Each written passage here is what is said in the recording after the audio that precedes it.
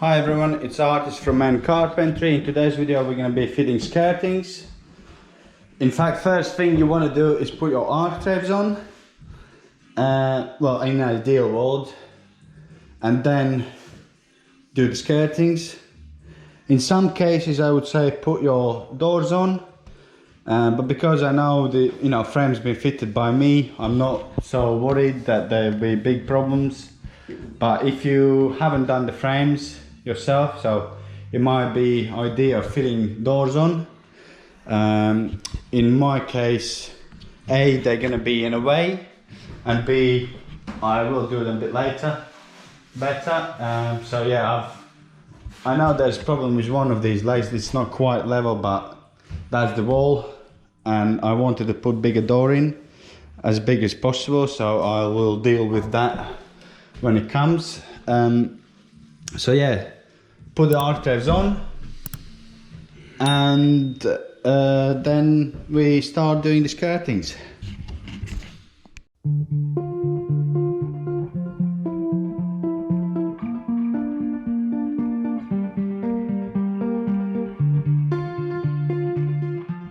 So now you've done your architrave, you can start measuring for skirting. So what I do, if the measurement's quite long, I mark say 1.5 meters or meat, and then measure from other end to that mark, and then I know what exactly to cut. And I would suggest you to cut a couple of millimeters longer, so it's a tight fit. So I'll start from the radiator wall and I will go around that way.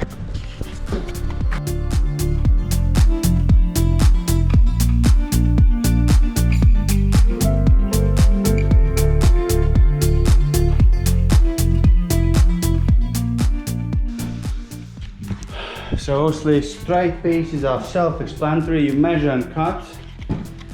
When it comes to joining two together, you can have several options. In my case, this is fairly simple shape, so I can cut it square, like so, butt joint basically.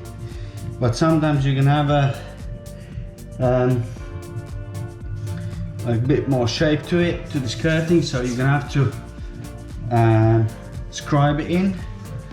And when you scribe it, what you do, depending on the corner, like if it's left hand side corner, you're gonna have a mitre, left hand side mitre, and what you're gonna get, I'll just show you. That way you're gonna get full shape of the skirting. So let's make one cut. So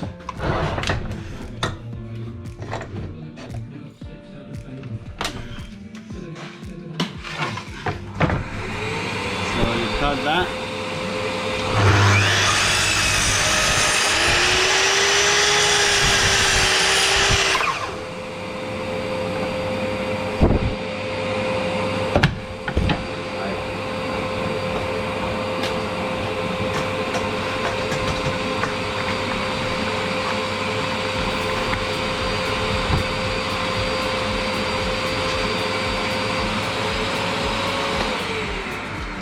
So what you get is shape.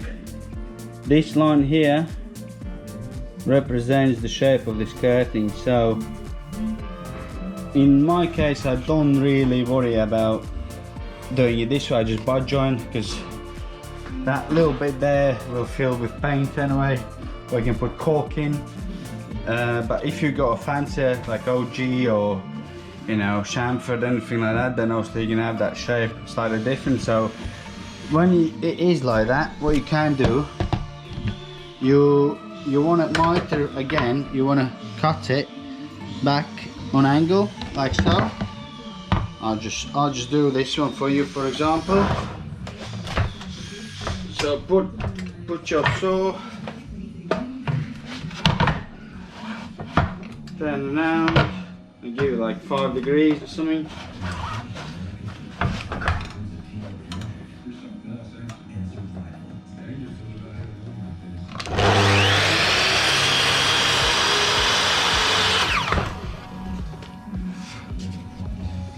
So by doing it slightly on angle, what will happen, it will allow you to get a very nice butt joint, because if you go flat and the wall is slightly out, it could create the gap. So by cutting it slightly opposite angle, keeping a point where you want it, you will get your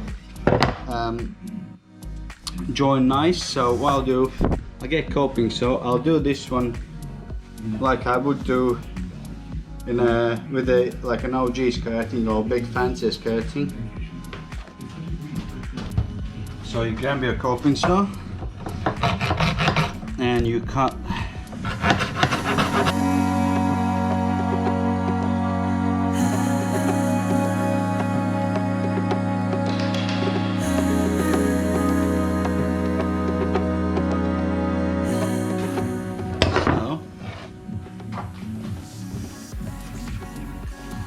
so just put that. So that's what you can get. And with your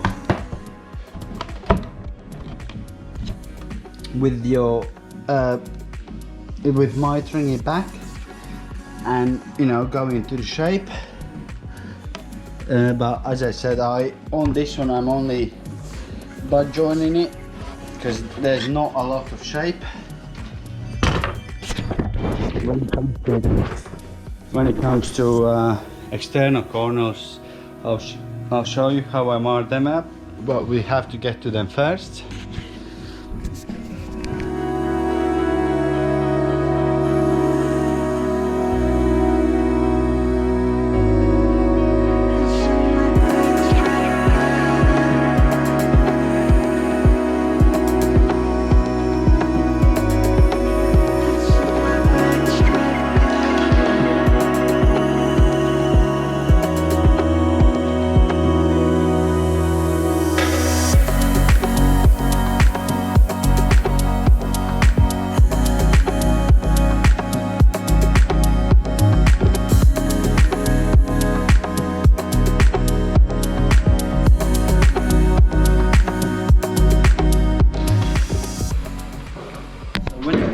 Chimney breast, something like that.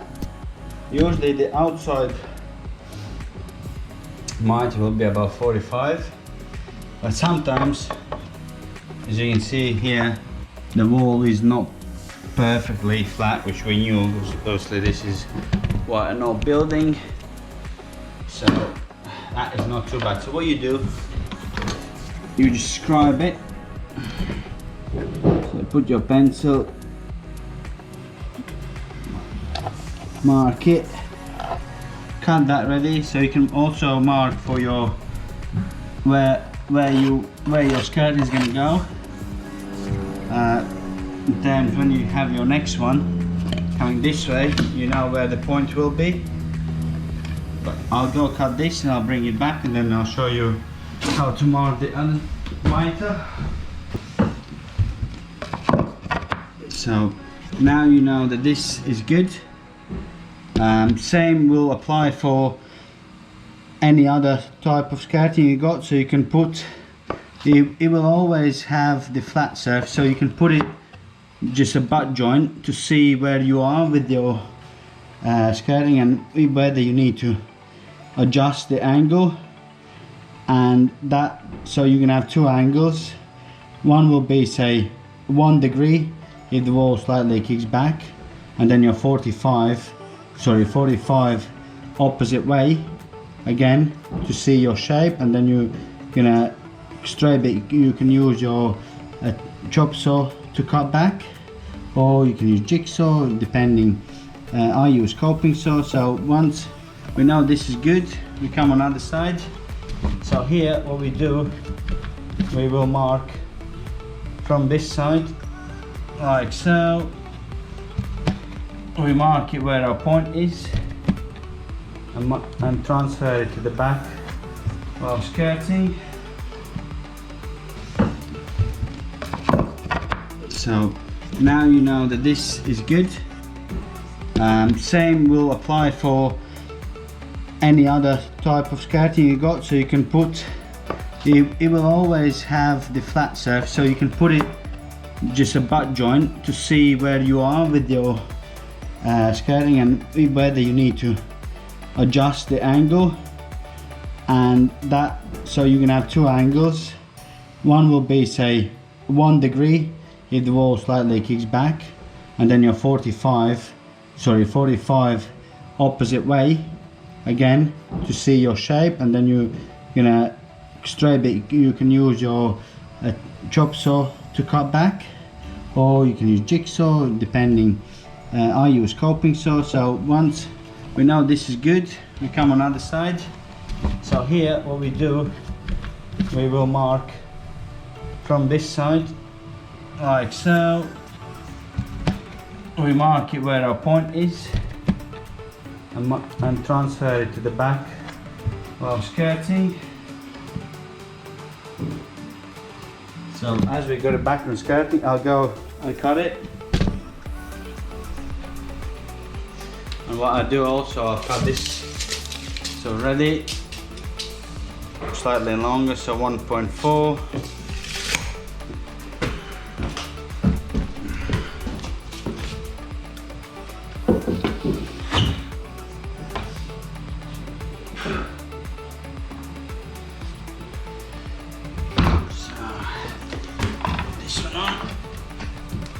I'll put this in position.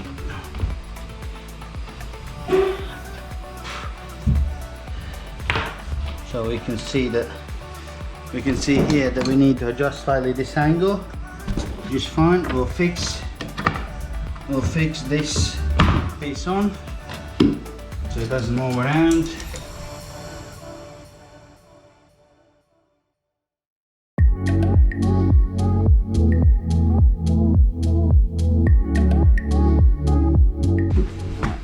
You can do that if you're confident.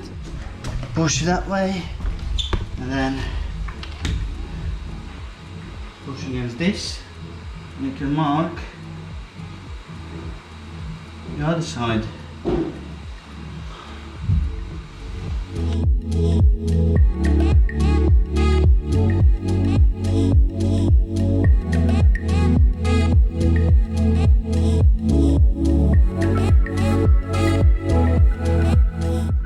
So as the next piece, I'll do two together. So you can see there's floor is not even, so you're gonna have to slightly alter it. But that's no problem, because you're gonna have carpet. That will, that'll disappear because you've got gripper, thickness carpet, everything else. So you're not gonna really notice that. Again, to get my corners, what I do, I put this on, and to get your angle, you just use your pencil. I'll show it from this side. Use a pencil, put it against the corner and draw up, and that will give you angle of the wall, how you need to be. And obviously you just need to put 45-degree angle or thereabouts. If you're not sure, you can always put angle slightly bigger. What that will give you, it will make sure your internal corner doesn't meet. So if you've got a slight gap, it doesn't really matter. It's better to have a nice closed front gap, because with the downside with these cheaper skirtings, thinner skirtings, that you can't really pin through the face of it into the other skirting like on your miters, so you got to only rely on glue, which is fine. But sometimes if the wall is not the straightest, you sort of need to help it a little bit, but you can't, because you just will split your MDF. So that's why I wouldn't suggest doing it. But so I'll go mite this, and then we should be fine. So also I need to cut this shorter slightly so it fits in.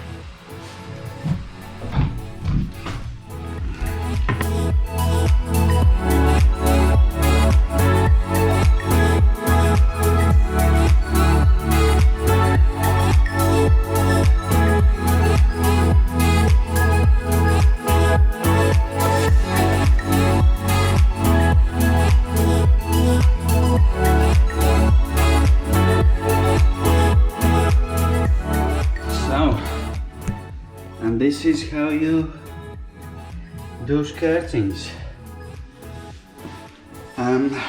So things you will need is coping saw, mitre saw, obviously PVA, nail gun, adhesive of some kind.